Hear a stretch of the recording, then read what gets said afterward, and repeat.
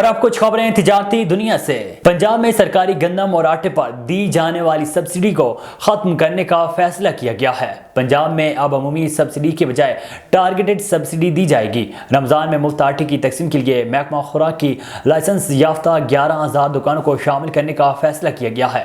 10 کلو سرکاری آٹے کی تھیلی کی قیمت میں 510 روپے اضافے کا فیصلہ کیا گیا ہے، جس کے بعد 10 کلو سرکاری آٹے کی تھیلی کی قیمت 648 سے بڑھ کر 1158 روپے ہو گئی۔ سرکاری گندم اور آٹے کی قیمت میں اضافے کے بعد نجی آٹا بھی مہنگا ہو گیا۔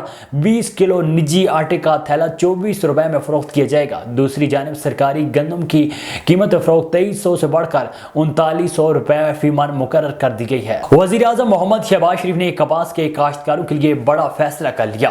کپاس کی رواں سال قیمت 8500 روپے فی من مقرر کرنے کی اصولی منظوری دے دی۔ وزیر اعظم کی زیر صدارت زرعی ٹاسک فورس کا جائزہ اجلاس ہوا، جس میں کپاس کی پیداوار بڑھانے اور سپورٹس پرائس مقرر کرنے پر غور کیا گیا۔ اجلاس کے دوران وزیر اعظم نے کپاس کی رواں سال قیمت 8500 روپے فی من مقرر کرنے کی اصولی منظوری دی اور کہا کہ کپاس کی سپورٹس پرائس جلد از جلد اقتصادی رابطہ کمیٹی سے منظور کروانے کے لیے پیش کی جائے۔ شہباز شریف نے کہا ہے کہ کپاس پاکستان کی زر مبادلہ کمانے والی فصل ہے۔ حکومت کپاس کی فی ایکڑ پیداوار میں اضافے کے لیے ترجیحی بنیادوں پر اقدامات کر رہی ہے۔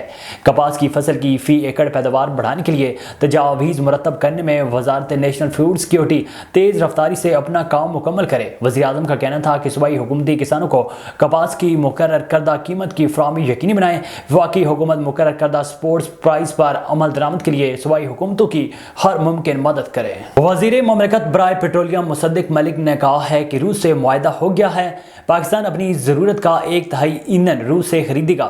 کراچی میں تقریب سے خطاب کرتے ہوئے وزیر مملکت برائے پیٹرولیم مصدق ملک کا کہنا تھا کہ مقامی صنعت کو تحفظ دینے سے اشیاء سستی ہوتی ہیں، پیداوار بڑھانے سے خوشحالی آتی ہے۔ ٹیرف کا تحفظ خوشحالی نہیں لاتا۔ سستا کار اسکیمیں 600 ارب کی فیکٹریاں نکالیں گے، لیکن چلانے کے لیے گیس نہیں ہے۔ مصدق ملک کا کہنا تھا کہ پاکستان سعودی عرب اور بحرین سے سستی گیس اپنے فرٹیلائزر سیکٹر کو دیتا ہے۔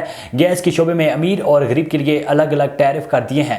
گیس کا جتنا بل غریب دے گا، اس سے 4 گنا بل امیر دے گا۔